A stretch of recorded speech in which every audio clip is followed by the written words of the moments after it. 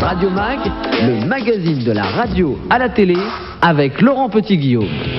Bien le bonjour mon capitaine et bienvenue sur la planète Radio Mag. Radio Mag, je vous le rappelle, c'est le magazine de la radio à la télé et c'est chaque semaine sur MCM. Notre invité aujourd'hui, un animateur du week-end sur Skyrock et ce depuis pas mal d'années. Vous en saurez plus aujourd'hui sur l'ex-mouche qu'on appelle Alex. Tout de suite, les technologies du futur. À quoi ressemblera votre radio, votre autoradio dans quelques semaines, dans quelques mois, dans quelques années? Réponse avec Bertrand L'Aiguillon. Regardez. Révolu le temps des microphones à charbon, terminé l'époque de la bonne vieille TSF, de la lampe triode et des postes à galène. La radio vit sa révolution avec l'ère numérique. Le Digital Audio Broadcasting ou DAB, permettra à l'onde, vous savez le truc qui transporte un signal audio, d'être restitué intact même s'il est altéré. On attend donc impatiemment de pouvoir écouter la radio sans plus jamais de qui témoigne bien souvent d'une mauvaise réception de votre radio que vous pourrez bientôt mettre au musée. Alors, à quoi elle va ressembler cette radio du futur? La radio de demain va être une radio numérique qui va être fondamentalement différente de la radio actuelle, qui est une radio analogique actuellement, et qui va apporter de nombreux avantages par rapport à ce qu'elle est actuellement. Ces avantages, on peut les décomposer en trois catégories. La première, sur la qualité audio. La deuxième, sur des données. Et la troisième, sur la transmission. Pour bien comprendre, vous savez, c'est un peu comme le Minitel. Le Minitel, avant tout, ça a été fait pour faire l'annuaire téléphonique. On a découvert qu'autour, il y avait tout un tas de services. On peut discuter sur les services, mais l'annuaire téléphonique est devenu secondaire. Et tout ça parce qu'on a appris aux gens à avoir un besoin. Eh bien, la radio de demain, autour de la radio, autour des programmes, il y aura de véritables besoins. Puis après, on pourra sans doute plus s'en passer. Dans ces voitures, ça sera... On ne pourra plus concevoir une radio où il n'y ait pas des services associés style RDS aujourd'hui, qui sont de petits services, ou style DAB demain. La radio du futur, cette radio qui offre aux auditeurs plusieurs services, une radio multimédia, une radio multiservice. Vous pensez qu'elle est révolutionnaire? En fait, elle n'a rien de révolutionnaire, elle existe.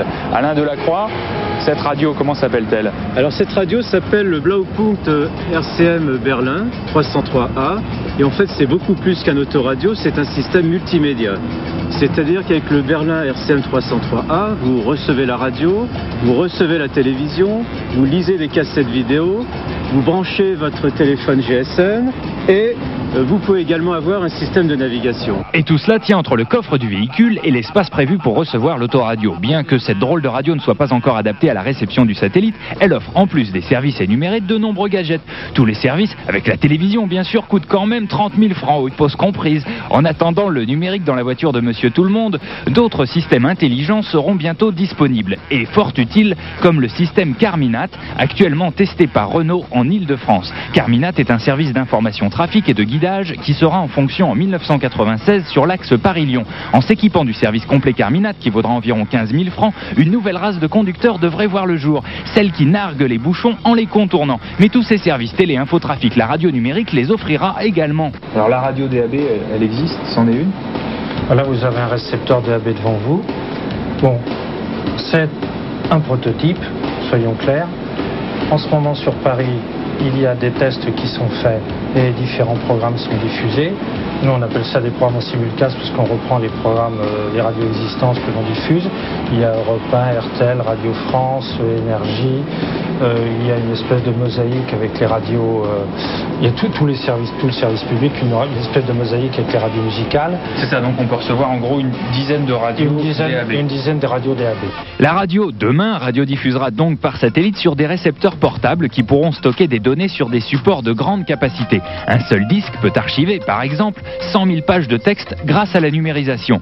Et outre l'apport d'un signal audio de qualité, notre autoradio, comme on l'appelle aujourd'hui, ressemblera demain à un système numérique multimédia servant à la fois de radio, télé, fax, librairie. Bref, à un ordinateur, une sorte de supercommunicateur. Mais vous allez me dire, c'est pour quand cette révolution ?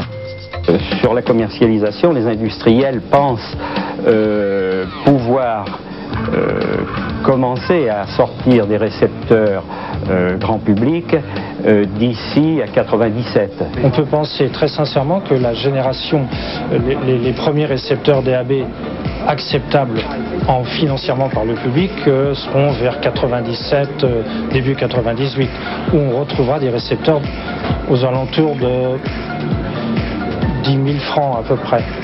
Les inconvénients sont que d'abord il va s'agir d'une radio qui va au départ avoir très peu d'auditeurs parce que le parc est inexistant, donc il faut créer un parc de récepteurs. Le temps que ce parc de récepteurs soit mis en place, il va falloir que les radios doublent ou triplent la diffusion de leurs programmes. Ça sera le cas d'RTL qui diffuse déjà en grandes ondes et en FM. Donc le même programme devra passer également en DAB. Voilà pour les changements techniques. Mais en marge de cette évolution de la TSF, les programmes des différents opérateurs radio devront-ils s'adapter à tous les services que le récepteur radio de demain offrira? Énergie restera-t-elle qu'une radio musicale? RTL et Europe 1 offriront-ils des programmes radio qu'on peut lire sur un écran, comme à la télé? Affaire à suivre. L'avenir pour Europe 1, c'est vraiment de trouver d'autres services autour des programmes, d'être créatif et d'attirer des auditeurs avec des services beaucoup plus importants que le programme par lui-même. Ça fait partie d'un tout.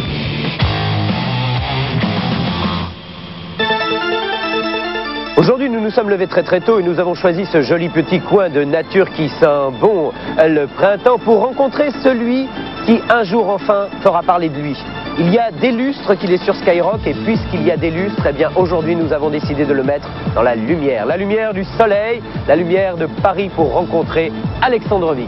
Bonjour. Alexandre Vic, bonjour. Bonjour Laurent Petit Guillaume. Bonjour. Animateur sur Skyrock depuis combien de temps déjà? Depuis longtemps, depuis février 1990. C'est beaucoup trop. Ah bon, tu trouves? C'est beaucoup trop. Ça fait plaisir pour commencer l'interview, ça fait plaisir. Les oreilles sont bien grandes ouvertes, c'est parti. Écoute bien, c'est possible. Ça a surpris une génération entière, ce pseudonyme de La Mouche. Rappelez-nous pourquoi pendant des semaines, des mois, des années, vous vous êtes appelé La Mouche sur Skyrock.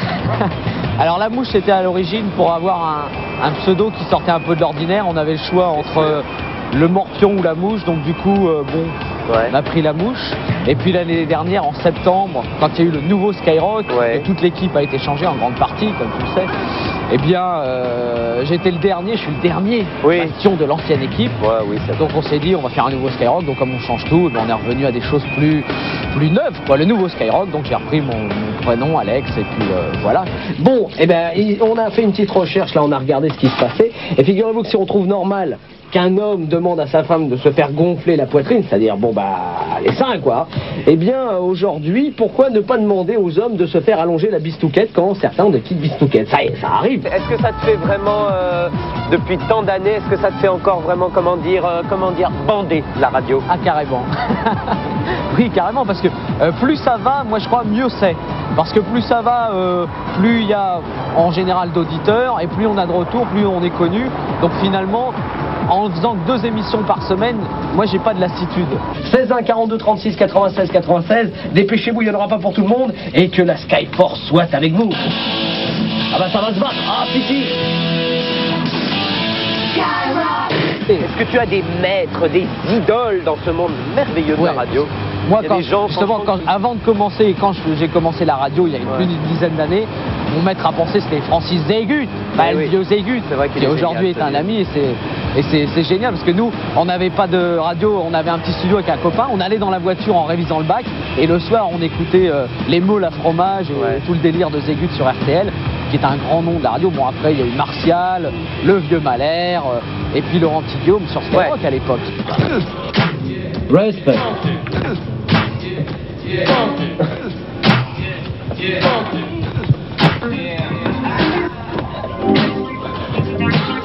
Où est-ce qu'on en est pour toi aujourd'hui dans tous ces gens qui font la radio d'aujourd'hui?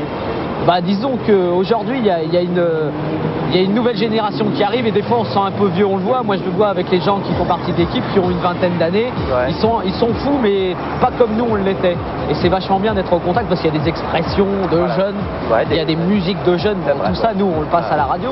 Mais comme ils font partie de l'émission, qui y participent, moi je pense qu'il faut faire gaffe, ils poussent dur, quoi, et il va falloir s'accrocher avant de... Brad Pitt, il est la révélation de l'année, le nouveau sex symbole du jeune cinéma américain.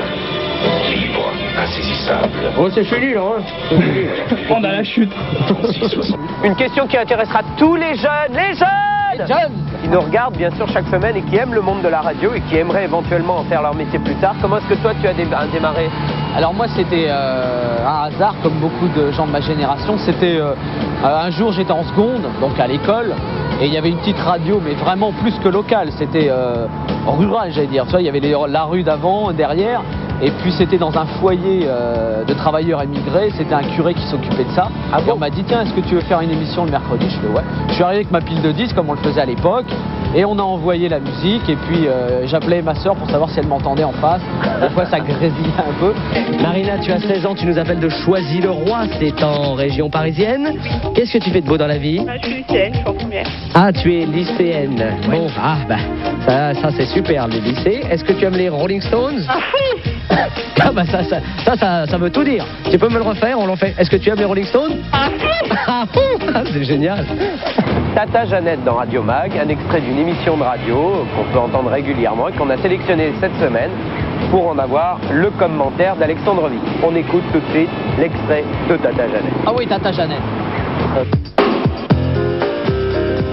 La sélection de Tata Jeannette. Voilà, le stop encore jusqu'à 13h. Un grand bonjour chacune, chacun. Les valises RTL évidemment, et puis le maximum de musique, minimum de blabla. Musique, c'est le week-end, on prend son temps, tout va bien. Je vais vous proposer Renaud pour commencer cette grande session stop ou encore. Le chanteur Renaud avec Dès que le vent soufflera, c'est pas l'homme qui prend la mer, c'est la mer qui prend l'homme, ta-ta-ta. C'est pas l'homme qui prend la mer, c'est la mer qui prend l'homme, ta-ta-ta.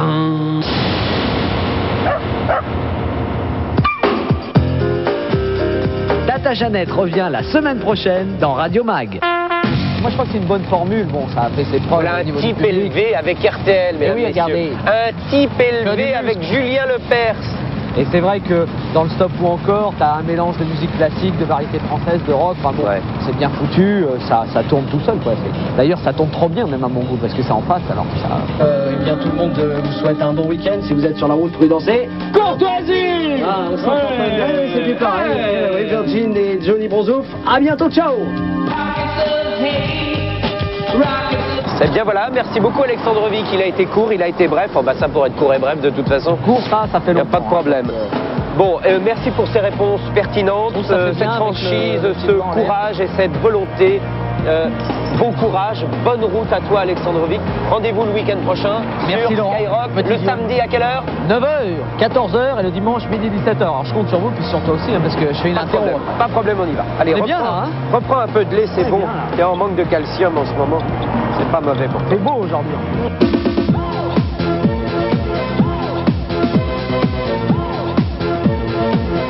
Voici venu le moment des infos de Radio Mag. Les organisateurs du Festival des radios leaders de Béziers se spécialisent décidément dans l'organisation de rencontres entre les professionnels de la radio et du disque, puisqu'ils organisent cette année et pour la seconde année les Étoiles de Juan-les-Pins, les 12 et 13 mai. Ces 2 journées de rencontres entre professionnels auront pour thème cette année la programmation musicale. N'oubliez pas vos disques. La Super Radio a finalement perdu son procès contre le Super Nain. Skyrock était allé jusqu'en appel pour tenter d'empêcher le nain volant d'utiliser le nom de Skyman, comme nous vous l'avions précédemment relaté. À défaut d'obtenir le retour de Skyman sur Skyrock, celui des canulars téléphoniques, les Niçois pourront voir le nain volant Skyman, qui reprendra les chemins de la scène à la fin du mois.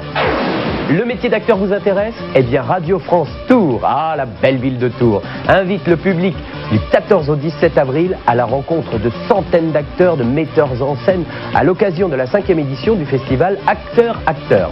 Si vous ne pouvez pas vous déplacer, il vous reste quand même les 3 fréquences de Radio France Tours pour suivre l'intégralité des 60 manifestations, de la 40aine de films projetés ainsi que les 10 expositions consacrées à la diversité du métier d'acteur. RTL vient de créer la bourse Jean-Baptiste Dumas en hommage à cet ancien journaliste qui avait trouvé la mort au cours de la catastrophe de Furiani en Corse. Cette bourse sera distribuée chaque année à 2 étudiants en fin d'études d'une école de journalisme qui pourront bénéficier d'un contrat à durée déterminée au sein de la rédaction d'RTL. Les 2 premiers bénéficiaires viennent de l'ESJ de Lille et de l'IT de Bordeaux. L'une des dernières grosses radios locales indépendantes fête cette année ses 13 ans. Il s'agit de Radio Scoop à Lyon que Radio Mag ira prochainement visiter. À cette occasion, Radio Scoop organise 3 soirées de fêtes inoubliables dans la discothèque Le Titan à Lyon le 28, 29 et 30 avril. Chaque semaine sur le 3615 MCM, retrouvez toutes les infos de Radio Mag. MCM, la télé qui aime la radio. Radio Mag, le magazine de la radio à la télé. Ainsi s'achève ce 30e numéro de Radio Mag. Et oui, déjà 30 numéros pour vous faire découvrir le monde merveilleux de la radio à la télé. Ça, c'est le principe de Radio Mag. Il est grandement temps de retrouver les meilleurs moments au cours d'une émission que nous vous préparons pour la